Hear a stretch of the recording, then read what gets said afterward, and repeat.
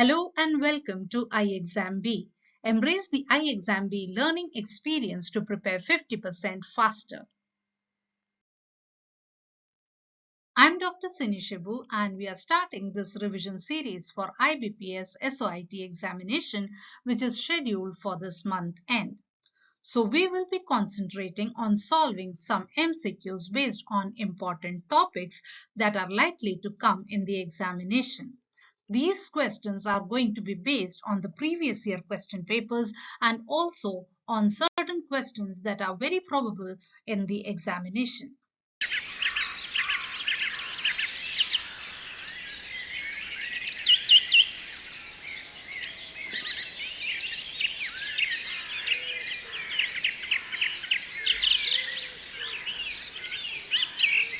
Here is the first question.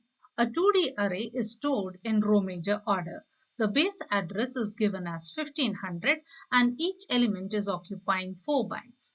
You have to calculate the address of A86. So here you have to take care that the base address is given as 1500 for A11. So here we will not be using the zero based addressing, but rather we will be using the default case. The answer to this question is 1800. Let us see how this is calculated.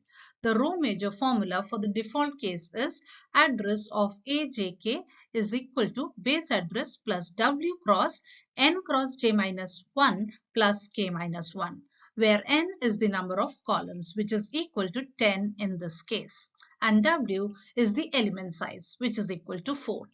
Plugging in all the values to the formula, you will get the answer as 1800. This is the next question. An array of n elements is completely filled and uses dynamic resizing when full. What is the time complexity of inserting an element at index 0? The answer here is C, of the order n, because every existing element must shift one position to the right to accommodate a new element at index 0. In this next question, you have to trace the following code and determine the value of ARR2 after the code runs. So if you trace through the following code, you would find that this code is basically the code for array reversal. So when the reversal has taken place, then at array of 2, you would be having the value of 19. Hence, the answer is B, 19.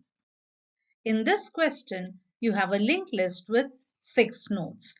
Using the standard slow fast pointer technique given below, you have to say which node does slow point to when the loop terminates.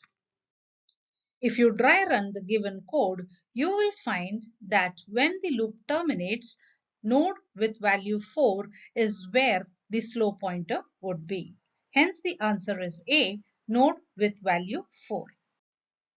In this question, a singly linked list maintains a pointer only to its head node and no tail pointer is kept. So what is the complexity of inserting a new node at the end of this list? The answer to this question is C, of the order n, because the list must be traversed from head to find the last node.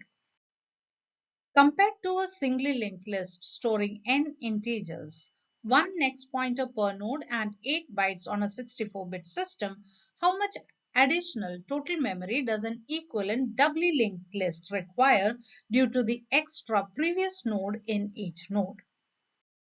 So here the answer is 8n bytes. The reason being 8 bytes are used for one pointer. So if you have 2 pointers and you have n nodes, then 8 times n will be the extra space requirement that will be there for a doubly linked list.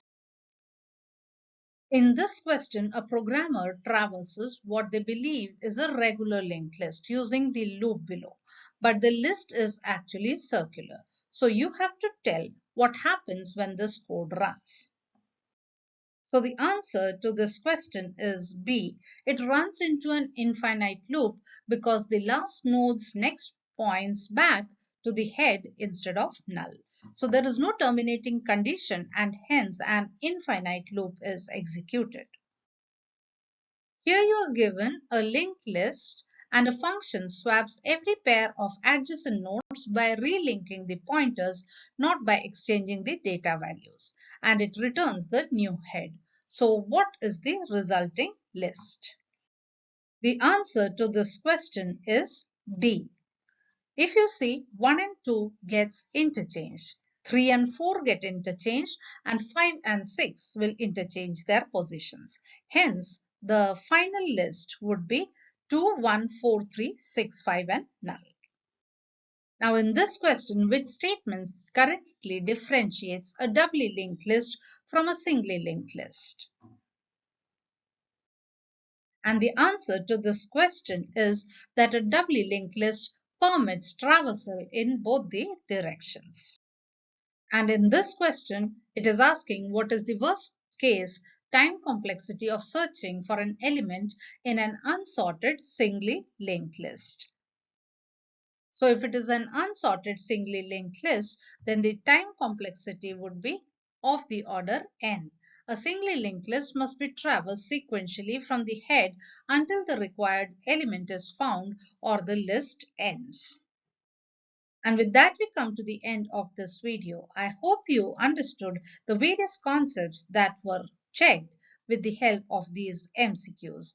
Have a wonderful learning experience with ixamBee, and thank you for watching.